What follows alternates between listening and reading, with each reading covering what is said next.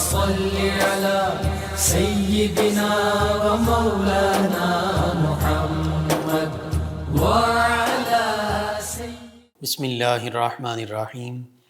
السلام علیکم ناظرین و سامعین کرام۔ پروگرام یاد الہی دیکھنے کے لیے، یاد الہی کے سابقہ تمام پروگرامز دیکھنے کے لیے، بالخصوص وظائف دیکھنے، سننے، جاننے اور پڑھنے کے لیے آپ ہمارے یوٹیوب چینل یاد الہی یعنی YADE_EILAHI یوٹیوب چینل یاد الہی کو سبسکرائب بھی کیجئے، لائک بھی کیجئے، کمنٹس بھی کیجئے، تاکہ یاد الہی کے مختلف پروگرامز اور وظائف سے آپ مکمل رہنمائی حاصل کر سکیں۔ جی ناظرین و سامعین، پروگرام یاد الہی میں روزانہ عظیم ہستیوں کے تذکارے پاک کیے جاتے ہیں، اور اس کے ساتھ ساتھ کچھ ایسے موضوعات پر گفتگو ہوتی ہے جن سے آپ کو رہنمائی حاصل ہوتی ہے۔ آج خواتین کے حوالے سے،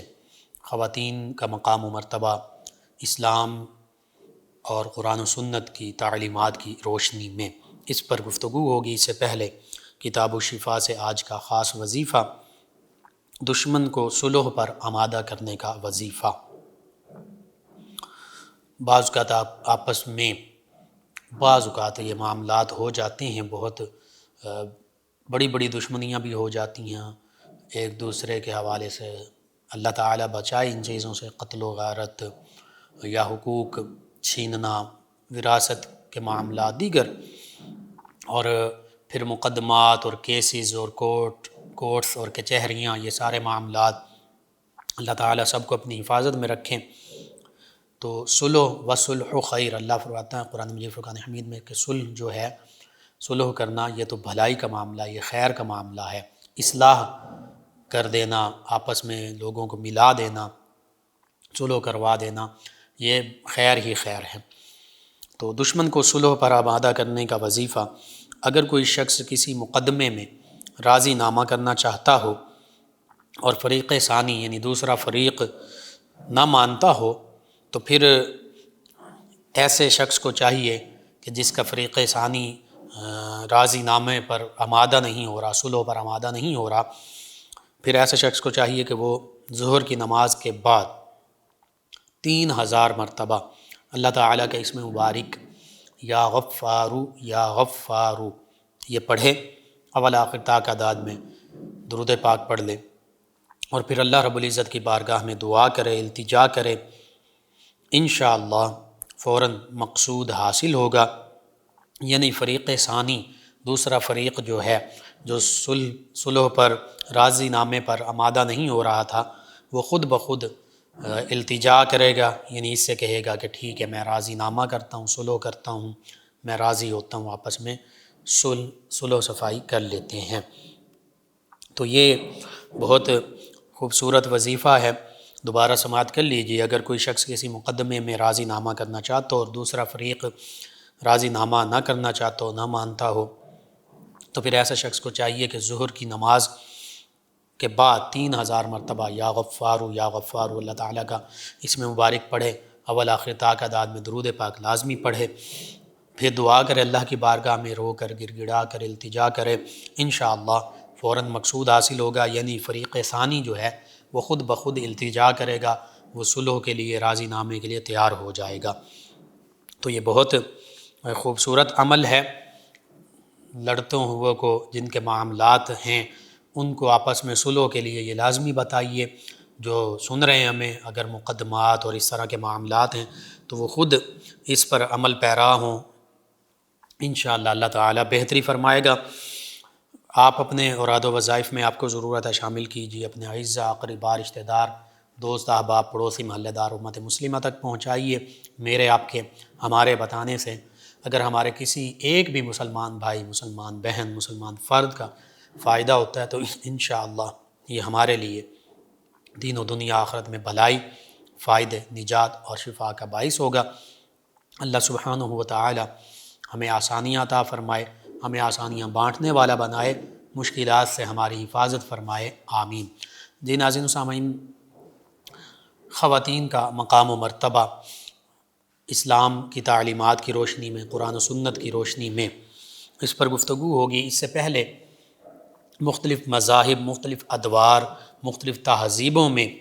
مختلف کمیونٹیز میں اسلام کا جو مقام و مرتبہ تھا یا آج بھی جس طرح اسلام میں عورت کا جو مقام و مرتبہ تھا، عورت کے ساتھ جس طرح سلوک کیا جاتا تھا، اس پر بھی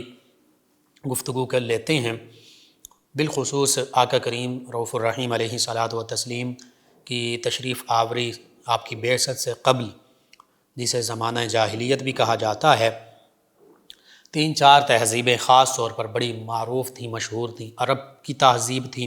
عرب کا ایک خاص معاشرہ تھا، پھر یونانی تہذیب تھی، رومن امپائر تھی، رومی تہذیب تھی، تو یوں اسی طرح عراق، ایران کی، فارس کی تہذیب بھی۔ تو یہ 3-4 بڑی بڑی تہذیبیں تھیں، اور 3-4 ہی بڑے بڑے مذاہب تھے، جن میں بالخصوص یہودیت، عیسائیت، مجوسیت اور پھر بت پرست، اس طرح کے یہ 4 عام طور پہ زیادہ معروف تھے اور زیادہ تعداد میں تھے، اور تقریباً یہ 4-5 ہی تہذیبیں بنتی۔ عرب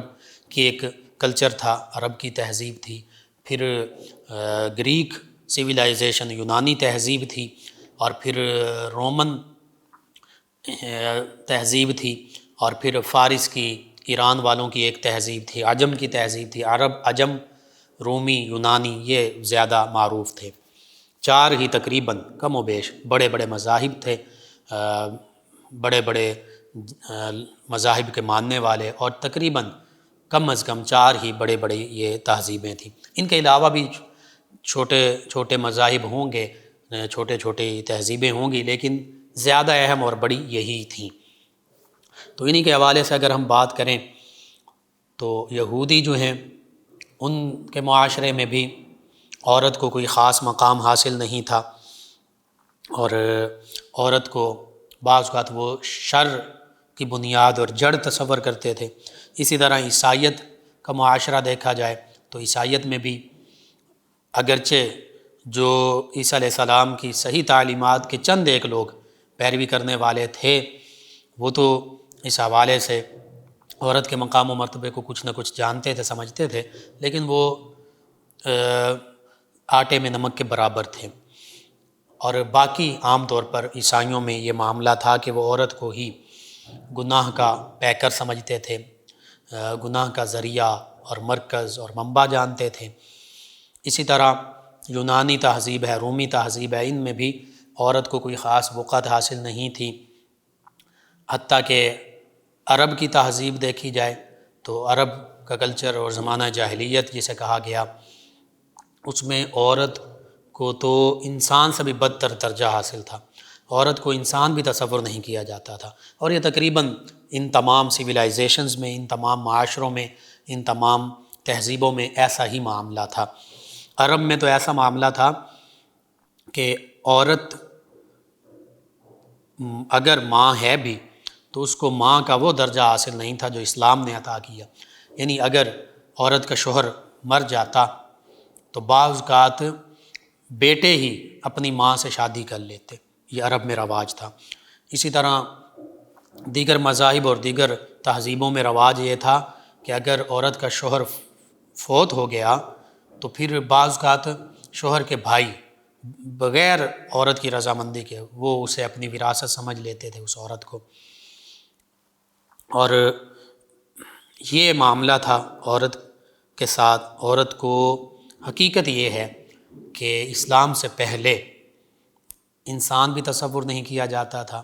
اور جانوروں سے بدتر سلوک کیا جاتا تھا۔ عورت کو کوئی خاص حقوق نہیں تھے، عورت کو حقوق نہیں دیے جاتے تھے، وراثت میں کسی قسم کا عورت کو کوئی حق حاصل نہیں تھا، پراپرٹی میں، جائیداد میں، وراثت میں۔ اسی طرح اخلاقی حوالے سے اور معاشرتی حوالے سے عورت کی کوئی عزت نہیں تھی۔ عورت ایک یوں سمجھ لیجئے کہ استعمال کرنے کی چیز عورت کو سمجھا جاتا تھا، اور پھر عرب میں ہی بیٹی پیدا ہوتی تو صرف وہ اس بات کو اپنے لیے باعث شرمندگی سمجھتے تھے کہ یہ بیٹی ہے، اس کو ہم پالیں گے، پوسیں گے، پرورش کریں گے، اس کو یہ جوان ہوگی تو پھر اس کی شادی کرنا پڑے گی، پھر ہم سسر بنیں گے، اور عورت کہ باپ ہونے کے ناطے تو وہ اس چیز کو اپنے لیے باعث عار سمجھتے تھے، اپنی دانست میں، اپنی ناقص عقل میں، ناقص فہم میں اور جہالت کی وجہ سے۔ اور قرآن مجید فرقان حمید تو واشگاف الفاظ میں فرماتا وَلَّ وَجْهُهُ مُسْوَدًّا وَهُوَ كَظِيمٌ کہ جب وَإِذَا بُشِّرَ أَحَدُهُم بِالْأُنثىٰ جب انہیں ان میں سے کسی ایک کو بھی، ان سب کو ایک ایک کر کے، جس کے ہاں بھی بیٹی پیدا ہوتی عرب میں، تو انہیں جب بیٹی کے پیدا ہونے کی بشارت دی جاتی، خوشخبری دی جاتی، تو ظل وجہہ مسودہ ان کے چہرے سیاہ ہو جاتے، وہو کظیم اور وہ غصے میں آ جاتے کہ ہمارے ہاں بیٹی کیوں پیدا ہو گئی۔ اگرچہ آج سائنس بھی اس بات کو ثابت کرتی ہے، سائنس اس بات کی گواہی دیتی ہے، جس کو اسلام نے بھی جس کا تذکرہ کیا کہ بیٹی پیدا کرنا عورت کے اختیار میں نہیں ہے۔ اسی طرح بالخصوص سائنٹیفکلی جینیٹیکلی جب ہم دیکھتے ہیں کروموسومز کے حوالے سے، ایکس وائی کروموسومز مرد اور عورت کے، تو اس حوالے سے جب ہم دیکھتے ہیں تو آج جنس کا تعین جو ہے اس حوالے سے زوالوجسٹ یہ کہتے ہیں، بیالوجسٹ یہ کہتے ہیں کہ وہ جنس کے تعین کا کردار جو ہے وہ مرد کے جو کروموسومز ہیں ان کی بدولت ہوتا ہے، لیکن دیکھیے کہ عورت ہی کو اس کا ذمہ دار سمجھا جاتا تھا۔ ایسے معاشرے میں اور دنیا کی ایسی حالت تھی کہ تمام تہذیبوں میں، تمام مذاہب میں، تمام لوگوں میں، تمام معاشروں میں عورت بدترین عورت کے ساتھ سلوک کیا جاتا تھا، عورت پر ظلم کیا جاتا تھا، عورت کی یہ بدترین حالت تھی، ایسی بدتر حالت تھی۔ اسلام کا سورج طلوع ہوا، نبی رحمت صلی اللہ علیہ وآلہ وسلم جو تمام کائنات کے لیے، تمام جہانوں کے لیے رحمت ہیں، آپ تشریف لائے تو آپ نے ہر انسان کو مقام و مرتبہ عطا فرما دیا، غلاموں کو حقوق عطا فرمائے، پسے ہوئے طبقات کو حقوق عطا فرمائے، انسانیت کو حقوق عطا فرمائے، بچوں کو حقوق عطا فرمائے، بیٹیوں کو حقوق عطا فرمائے، خواتین کو حقوق عطا فرمائے، حتیٰ کہ جانوروں کو حقوق عطا فرمائے، فصلوں کو، درختوں کو حقوق عطا فرمائے۔ کائنات کے ذرے ذرے پر آپ کی رحمت آشکار ہوئی اور ہر چیز نے اور تمام انسانیت نے نبی رحمت صلی اللہ علیہ وآلہ وسلم کی رحمت سے وافر حصہ پایا۔ اسی رحمت سے خواتین کو بھی وافر حصہ ملا، وہ خواتین، وہ بیٹیاں جنہیں زندہ درگور کر دیا جاتا تھا، وہ خواتین جنہیں زندگی گزارنے کا، سانس لینے کا اختیار نہیں تھا، جن کا کوئی معاشرے میں مقام و مرتبہ نہیں تھا، جو یوں سمجھیے کہ بس ایک بکاؤ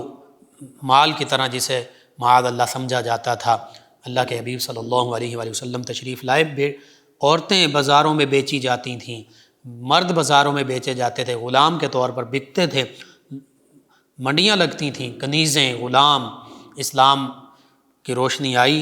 آقا کریم صلی اللہ علیہ وآلہ وسلم تشریف لائے، آہستہ آہستہ وہ غلاموں کا نظام بھی ختم ہو گیا اور خواتین کو وہ مقام و مرتبہ اسلام نے، نبی رحمت صلی اللہ علیہ وآلہ وسلم نے عطا فرما دیا کہ جو کوئی بھی معاشرہ، کوئی بھی مذہب، کوئی بھی کمیونٹی، کوئی بھی تہذیب خواتین کو وہ مقام و مرتبہ نہ دے سکی تھی، نہ دے سکی ہے، نہ دے سکے گی۔ یہ حقیقت ہے۔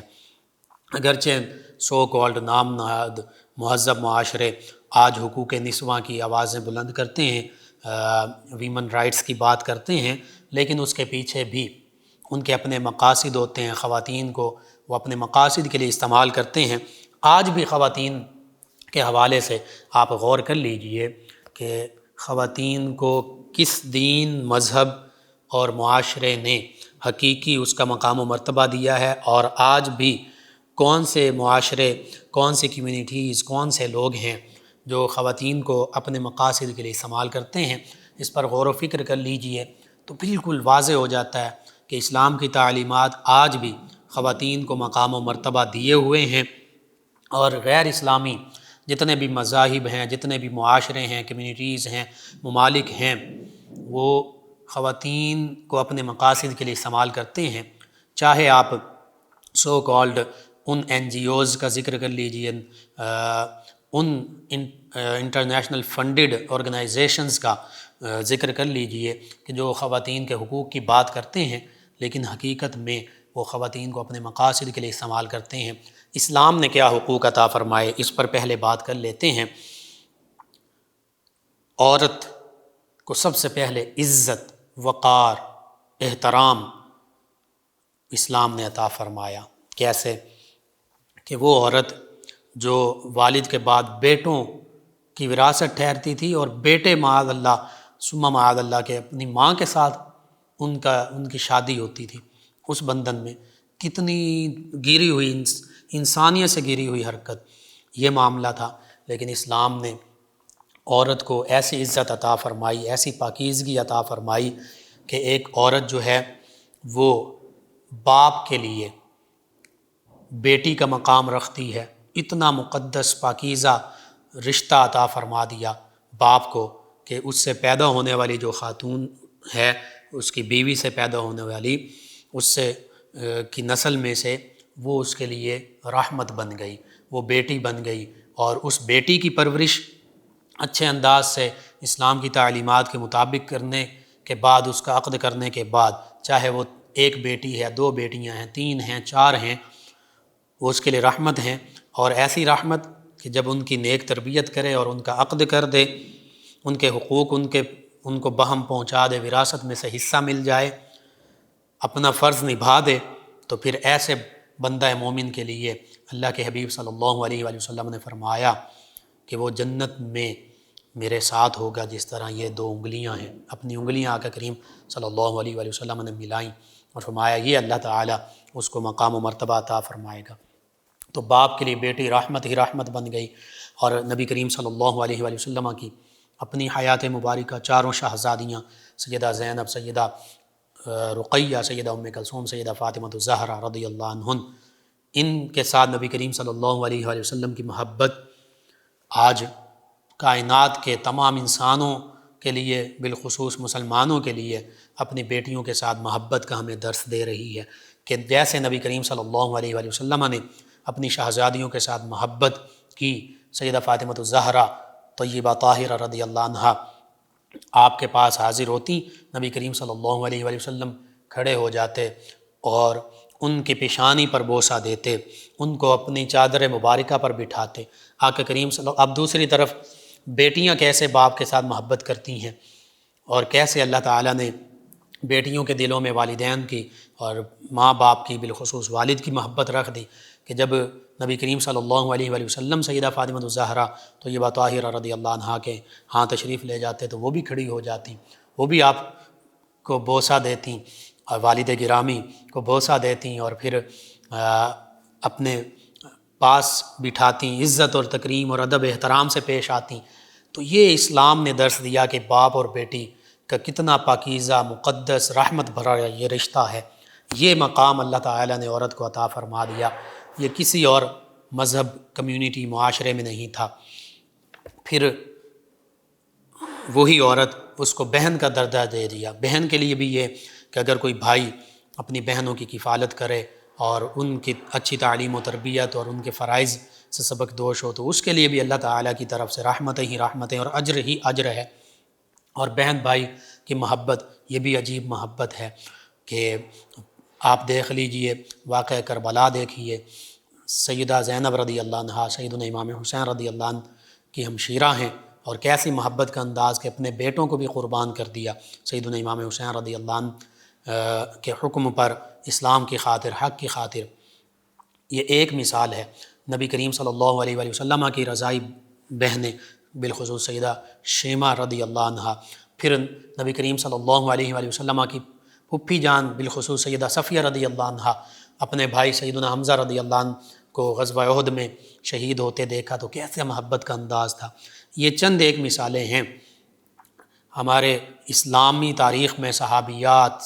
اہل بیت، نبی کریم صلی اللہ علیہ وآلہ وسلم کے گھرانے میں بھائی اور بہنوں کے حوالے سے یہ محبت کا انداز، اس کی کئی ہزاروں، سینکڑوں ہزاروں مثالیں موجود ہیں۔ اسی طرح آج ہم اپنے معاشرے میں دیکھتے ہیں کہ بھائی بہنوں کے ساتھ محبت کرتے ہیں، بہنیں بھائیوں کے ساتھ، اور یہ اسلام ہی کی لائی ہوئی تعلیمات ہیں جس سے مسلمان بہرور ہوئے، تو یہ بھی کتنا خوبصورت رشتہ ہے۔ پھر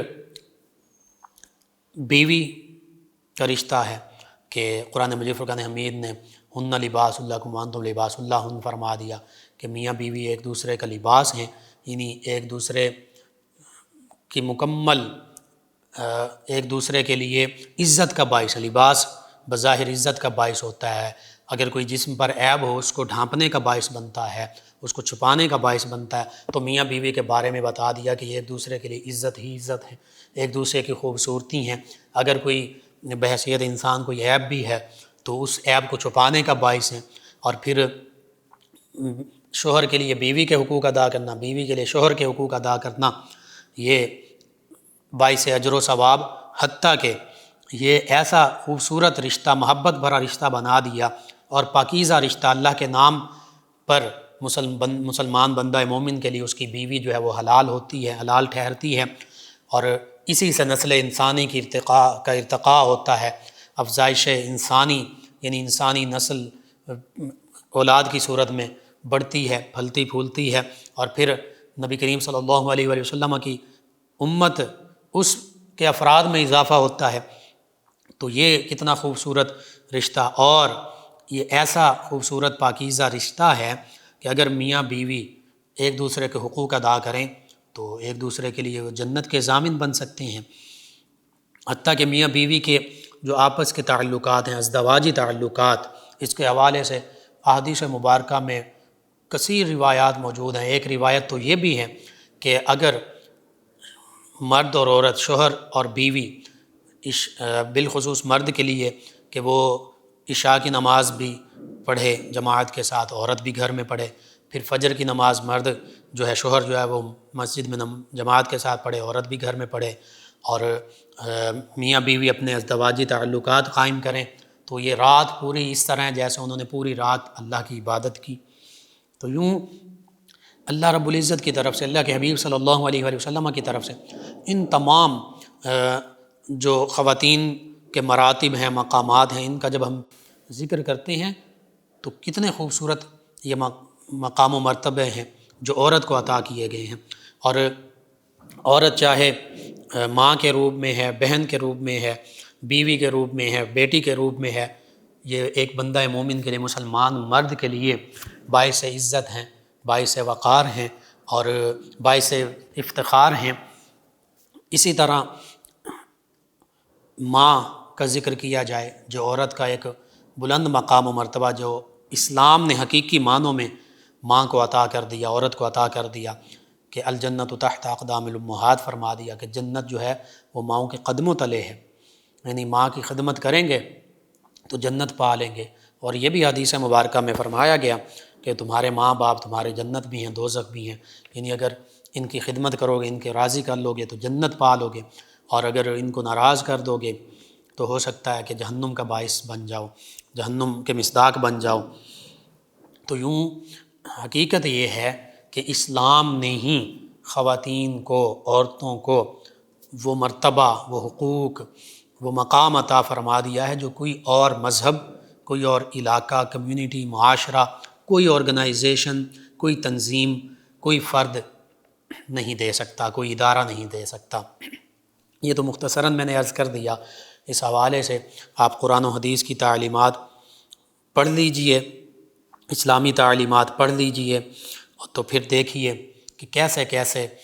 قرآن مجید فرقان حمید میں عورت کے مقام و مرتبہ کا ذکر موجود ہے۔ احادیث مبارکہ میں اللہ کے پیارے حبیب صلی اللہ علیہ وآلہ وسلم کے فرامین مبارکہ میں عورت کی عزت، مقام، مرتبہ، اس کا ذکر موجود ہے۔ اور پھر اسلام دین امن، دین سلامتی اور تسلیم کر لینے کا نام ہے۔ جو اسلام کی حقیقی تعلیمات کو دل و جان سے تسلیم کر لیتا ہے اور پھر اس پر صحیح طریقے سے عمل پیرا ہونے کی کوشش کرتا ہے، پھر اس کے لیے امن اور سلامتی ہوتی ہے۔ اس کی یہ دنیاوی زندگی بھی پاکیزہ زندگی ہو جاتی ہے، پرسکون زندگی ہو جاتی ہے، سلامتی والی، امن والی، امان والی زندگی بن جاتی ہے۔ قبر اور حشر کی زندگی بھی یوں ہی ہوتی ہے۔ اب جو خواتین اسلام اور پھر مرد بھی اسلام کی حقیقی تعلیمات پر عمل پیرا ہوتے ہیں پھر انہیں کسی قسم کی اس طرح کی تکالیف اور مصائب برداشت نہیں کرنے پڑتے جس طرح کے تکالیف اور مصائب سے وہ لوگ وہ مسلمان گزرتے ہیں کہ جو اسلام، قرآن، نبی کریم صلی اللہ علیہ وآلہ وسلم کے فرمان اور تعلیمات سے دور ہوتے ہیں۔ یعنی اس دوری کی وجہ سے وہ مختلف پریشانیوں کا، مصائب کا، آفتوں کا شکار ہو جاتے ہیں۔ آپ دیکھ لیجئے صحابیات،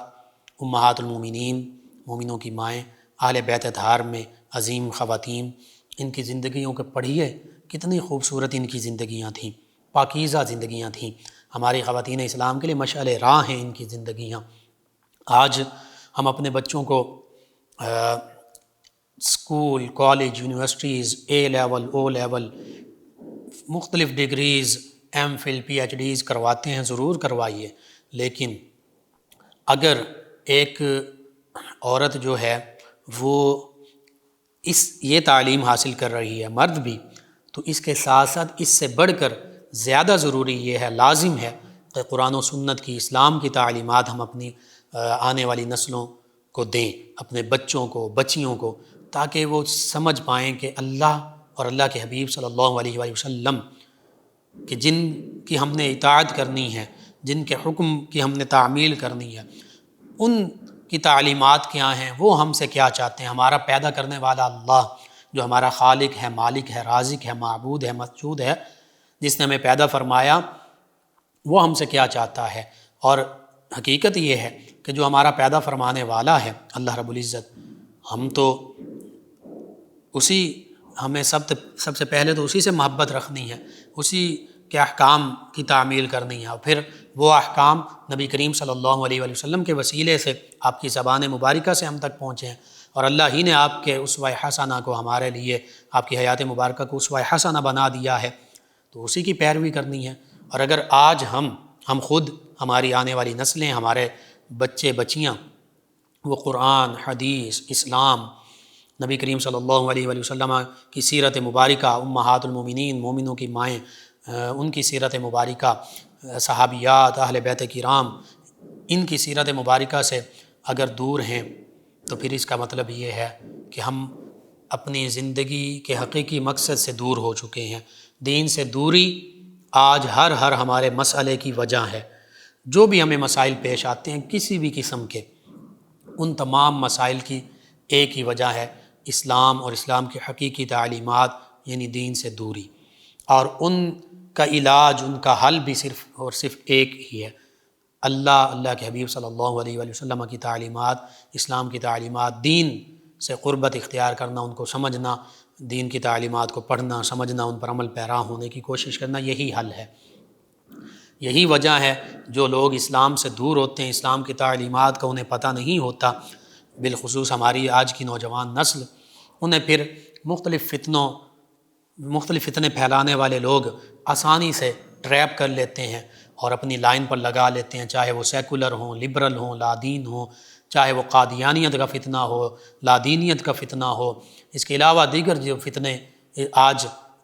اٹھ رہے ہیں، اور پھر آسانی سے سکول اور بالخصوص کالجز اور یونیورسٹیز میں ہمارے بچے جو ہیں ان فتنوں کی روش پر چل پڑتے ہیں، بے راہ روی پر چل پڑتے ہیں۔ بعض اوقات دوست یا دیگر کلاس فیلوز یا معاشرے یا محلے کے لوگ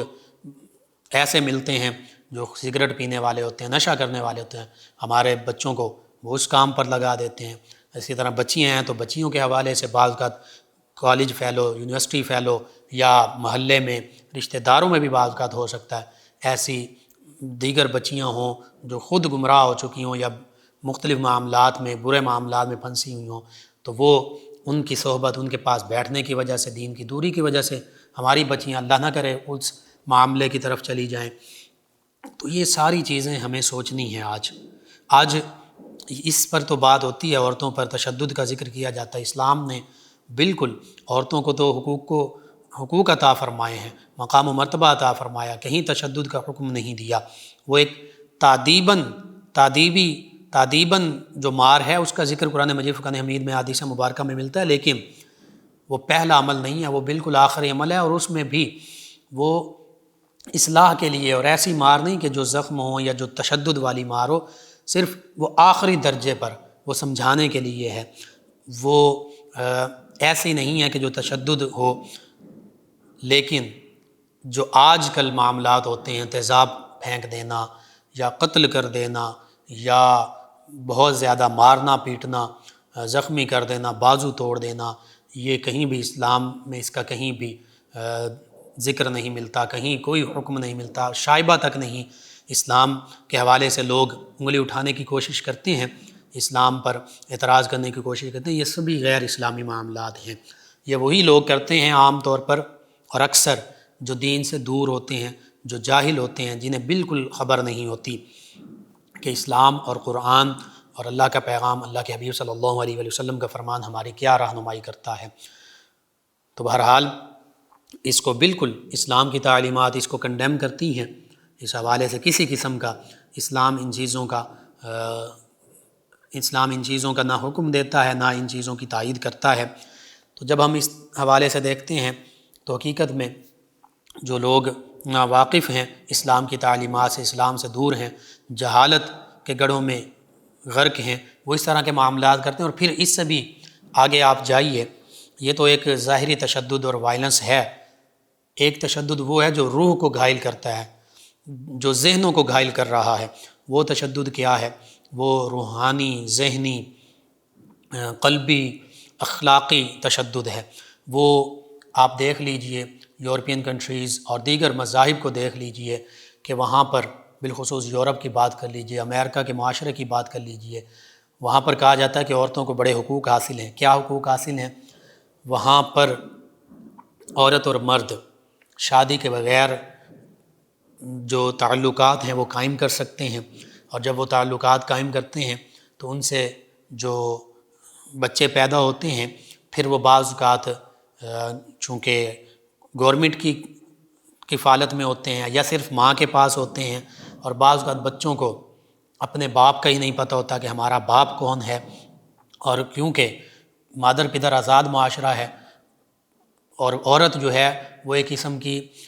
بکاؤ مال ہے، فار سیل ہے، آج کسی کے پاس تو کل کسی کے پاس، اور کوئی بھی مرد وہاں پر کسی عورت کی مکمل طور پر ذمہ داری لینے کے لیے تیار نہیں، اور پھر اولاد کی مکمل ذمہ داری لینے کے لیے تیار نہیں، الا ماشاء اللہ۔ تو وہاں پر یہ معاملہ ہوتا ہے کہ بعض اوقات، اور یہ حقیقت ہے کہ اپنی ہی بیٹی،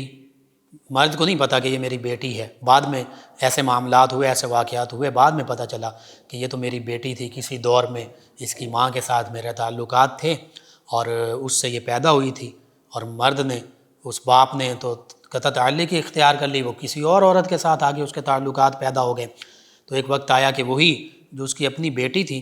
اسی کے ساتھ اس کے تعلق پیدا ہو گیا۔ تو بعد میں پتہ چلا ایسے ایسے بھیانک معاملات پیش آتے ہیں۔ یہ سو کالڈ سویلائزڈ کمیونٹیز اور سوسائٹیز اور معاشرے اور عورت کو حقوق دینے والے نام نہاد مہذب معاشروں کا یہ بھیانک چہرہ ہے جو ہمارے سامنے موجود ہے۔ تو حقیقت یہ ہے، اللہ اور اللہ کے حبیب صلی اللہ علیہ وآلہ وسلم کی تعلیمات سے جو روگردانی کرتا ہے وہ پھر اسی طرح کے چیزوں میں بھٹک جاتا ہے۔ اور آج بھی اگر عورتوں کے حقوق، نام نہاد حقوق کے نام پر یہ نام نہاد آرگنائزیشنز جو بیرونی ممالک سے فنڈڈ ہوتی ہیں یہ بات کرتی ہیں تو عورت کو حقوق کے نام پر استعمال کیا جا رہا ہوتا ہے۔ جو عورت چادر، چار دیواری اور گھر کا تقدس اور رشتوں کا تقدس پامال کر دیتی ہے، پھر وہ کہتی ہے کہ شوہر بھی میرا نہیں ہونا چاہیے، جب شوہر نہیں ہے تو اولاد بھی نہیں ہے، جب گھر چھوڑ دیا تو والدین، والد اور بھائی، ماں باپ، وہ رشتے بھی ختم ہو گئے، اور پھر وہ مشین بن جاتی ہے، اور پھر اس نے اپنے لیے ہی کمانا ہے، اپنی سوشل لائف کے نام پر اس نے زندگی گزارنی ہے۔ اور پھر ایک وقت آتا ہے ایسی خواتین واپس اسلام کی حقیقی تعلیمات کی طرف پلٹتی ہیں، پھر وہ پچھتاتی ہیں، روتی ہیں، بتاتی ہیں کہ ہمیں استعمال کیا گیا اور ہم بھٹک گئیں، گمراہ ہو گئیں۔ وہیں پر آج پوری دنیا میں اسلام سب سے تیزی سے پھیلنے والا دین ہے، اور اسلام قبول کرنے والے مردوں کی نسبت عورتیں زیادہ ہیں، عورتوں کی تعداد زیادہ ہے، اور عورتیں صرف اس وجہ سے، اکثر عورتیں صرف اس وجہ سے اسلام قبول کر رہی ہیں، میں نے خود بھی پڑھا، آپ بھی ریسرچ کر لیجئے، وہ صرف اس وجہ سے اسلام قبول کرتی ہیں کہ اسلام میں عورت کو صحیح مقام و مرتبہ حاصل ہے، حقوق حاصل ہیں، تحفظ حاصل ہے کہ اسلام میں عورت کے تمام معاملات کی ذمہ داری مرد پر ہے۔ مرد کماتا ہے، وہ گھر کے اخراجات اٹھاتا ہے، عورت کی یہ ذمہ داری نہیں ہے۔ عورت نے تحفظ کے ساتھ، عزت کے ساتھ چادر اور چار دیواری کے اندر رہنا ہے۔ اس کی تمام کھانا پینا، لباس، رہائش کی ذمہ داری پہلے باپ کے پاس ہوتی ہے بحیثیت بیٹی، اور بہنیں ہیں تو بھائیوں اور باپ کے پاس، پھر وہ بیوی بنتی ہے تو شوہر کے پاس۔ تو یہ ماں ہے تو اولاد بھی کر رہی ہے، اور اس ماں کا شوہر یعنی اولاد کے جو والد ہے وہ بھی کر رہا ہے یہ ذمہ داری پوری۔ تو اسلام نے تو اتنی خوبصورت تعلیم، اتنا مقام و مرتبہ، عزت کے ساتھ گھر میں عورت کو بٹھایا اور عزت کے ساتھ اس کے سارے معاملات کا انتظام کروا دیا، باپ کے ذریعے، بیٹے کے ذریعے، شوہر کے ذریعے، بھائیوں کے ذریعے۔ تو جو خواتین اسلام قبول کرتی ہیں وہ اس وجہ سے قبول کرتی ہیں کہ عورت کو تحفظ حاصل ہے، عورت کی حفاظت ہے، عورت کو استعمال نہیں کیا جاتا، عورت کی عفت، عزت، عصمت، ہر چیز کا تحفظ اسلام میں اسے حاصل ہے۔ وہ خواتین جو دیگر مذاہب اور کمیونٹیز سے تعلق رکھتی ہیں وہ تو اسلام قبول کر لیں اور مکمل باپردہ ہوتی ہیں، پھر وہ مسلمانوں کے ساتھ ان کا عقد ہوتا ہے، اسلام کی تعلیمات پڑھتی ہیں، سمجھتی ہیں، ان پر کامل طریقے سے عمل پیرا ہوتی ہیں۔ اور ہم، اللہ نہ کرے، ہماری خواتین اسلام، ہماری مائیں بہنیں بیٹیاں چند ایک وہ گمراہ ہو رہی ہیں یا ہوئیں اور وہ ان کے راستے پر چل پڑیں، نام نہاد حقوق نسواں اور آزادی مارچ اور اس طرح کے ناموں پر استعمال ہو رہی ہیں، انہیں ان خواتین سے جو اسلام قبول کر رہی ہیں ان سے سبق حاصل کرنا چاہیے کہ وہ تو اسلام پر ریسرچ کر کے اور اسلام کی تعلیمات کو قبول کر کے اور اس کا اعتراف کر رہی ہیں کہ اسلام ہی عورت کو حقیقی معنوں میں تحفظ بھی دیتا ہے، حقوق بھی دیتا ہے، مقام و مرتبہ بھی دیتا ہے۔ لیکن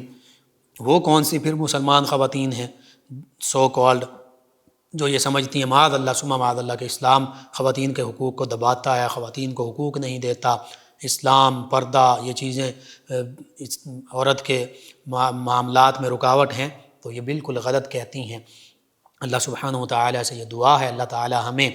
بحیثیت مسلمان اسلام کی حقیقی تعلیمات کو پڑھنے والا بنائے، سمجھنے والا، سیکھنے والا اور اس پر عمل پیرا ہونے والا بنائے، اور امت مسلمہ کو اسلام کی حقیقی تعلیمات پر عمل کرنے کی توفیق عطا فرمائے۔ خواتین اسلام کو سیدہ فاطمہ الزہرا طیبہ طاہرہ رضی اللہ عنہا کی چادر مبارکہ، چادر طہارت کے صدقے ہماری ماؤں، بہنوں، بیٹیوں کو عفت، عصمت، عزت عطا فرمائے، پردہ، طہارت، پاکیزگی اور دین و دنیا آخرت میں بھلائیاں عطا فرمائے، آمین۔ اللہم صلی علی سیدنا و مولانا محمد وعلی سیدنا۔ آپ سماعت فرما رہے ہیں پروگرام یاد الہی۔ ناظرین و سامعین، اس دوران ہمیں جوائن کیا طارق صاحب ہیں فیصل آباد سے۔ انہوں نے کہا کہ اگر کسی شخص کا پیشاب جو ہے وہ نکل جاتا ہو، کنٹرول نہ ہوتا ہو، تو نماز کیسے وہ پڑھے؟ جی، اب یہ علاج بھی کروائے ایسا شخص، اللہ تعالیٰ شفا عطا فرمائے۔ دوسرا یہ ہے کہ اب یہ شرعی مجبور ہے، معذور ہے، شرعی معذور ہے، تو اس حوالے سے یہ ہے کہ خاص طور پر نماز کے لیے ایک علیحدہ سے جوڑا رکھ لے کپڑوں کا، جب نماز کا وقت ہو تو جسم کو پاک کر کے، وضو کر کے نماز پڑھ لے وہ کپڑے پہن کر، اور پھر نماز پڑھنے کے بعد دوبارہ جو ہے وہ کپڑے اتار کر رکھ دے، اور پھر دوسری نماز آئے تو پھر ایسا کرے، تو اس طرح یہ معاملہ ہو سکتا ہے۔ دوسرا، ان کے علاوہ ہمیں جوائن کیا ایک اور لسنر ہے محمد شیر صاحب سرگودہ سے، کہتے ہیں مفتی صاحب آپ کو اور پوری ٹیم کو سلام، تمام سننے والوں کو سلام۔ جی وعلیکم السلام، کہتے ہیں پروگرام بہت اچھا ہے، روز میں سنتا ہوں۔ چلیں جی، آپ کا شکریہ۔ ڈوگراں والا 208 چک سے ہمارے ریگولر لسنرز ہیں، انہوں نے کہا السلام علیکم۔ جی وعلیکم السلام۔ افتخار ڈوگر صاحب، غلام رسول صاحب، احمد صاحب، غلام حسین صاحب، محمد علی عباس صاحب، چودھری اقبال گجر صاحب، اللہ بسایا صاحب، کہتے ہیں آپ کا پروگرام سن رہے ہیں۔ جی شکریہ آپ کا۔ ان کے علاوہ میں جوائن کیا ایک اور ہمارے لسنر ہیں 171 چک بمبو غالباً اس چک سے ہیں، کہتے ہیں کہ السلام علیکم۔ جی وعلیکم السلام، پوری ٹیم کو بھی سلام کہا۔ کہتے ہیں آپ کے پروگرام بہت شوق سے سنتے ہیں، اور کہتے ہیں انہوں نے کہا کہ میرا مسئلہ یہ ہے کہ میرا بیٹا 18 ماہ کا ہے، بیٹھتا بھی نہیں، چلتا بھی نہیں، سارا دن سوتا بھی نہیں، بہت پریشان رہتی ہوں، کوئی وظیفہ بتا دیں۔ آپ اس کا علاج کروائیے، اور غالباً کروا بھی رہی ہوں گی۔ کیلشیم کی کمی کا معاملہ ہو سکتا ہے، اسی طرح آئرن ڈیفیشنسی، دیگر منرلز ڈیفیشنسی کا معاملہ ہو سکتا ہے۔ تو آپ کسی بھی اسپیشلسٹ چائلڈ اسپیشلسٹ ڈاکٹر ہیں، بچوں کے اسپیشل ڈاکٹر، ان سے بھی رابطہ کیجئے اور علاج کروائیے۔ جو پرانے تجربہ کار ڈاکٹر ہوں، ایلوپیتھک سے بھی ہو سکتے ہیں، ہومیوپیتھی سے بھی ہو سکتے ہیں، تو آپ ایک تو علاج کروائیے، یہ بھی لازمی ہے۔ دعا کرنا بھی سنت نبوی، اور دعا کے لیے ایک تو یا سلام کثرت سے پڑھیں، بچے پر دم کرتے رہیں یا سلام یا سلام۔ اور دوسرا، آپ ان کے لیے، اپنے بچے کے لیے درود پاک کثرت سے پڑھیں، وہ بھی ان پر دم کریں، پانی پر دم کر کے پانی پلائیں۔ بہرحال علاج بھی لازمی ہے، اللہ کو یاد کرنا بھی لازمی ہے، دونوں کام کیجئے، اللہ تعالی شفا عطا فرمائے گا۔ نور العین صاحبہ فیصل آباد سے کہتے ہیں السلام بھائی، کیسے ہیں آپ؟ جی وعلیکم السلام، الحمدللہ۔ کہتے ہیں کہ آپ کا پروگرام بہت اچھا ہے، ہم ڈیلی سنتے ہیں۔ اور انہوں نے سوال پوچھا کہ نبی کریم صلی اللہ علیہ وسلم کے میلاد مبارکہ کی محفل کے لیے، میلاد کے لیے کچھ پیسے جمع کیے تھے، میلاد کروا لیا، کچھ پیسے بچ گئے، تو کیا ہم اسے گھر میں استعمال کر سکتے ہیں؟ جی اس حوالے سے بہتر یہی ہے کہ اسے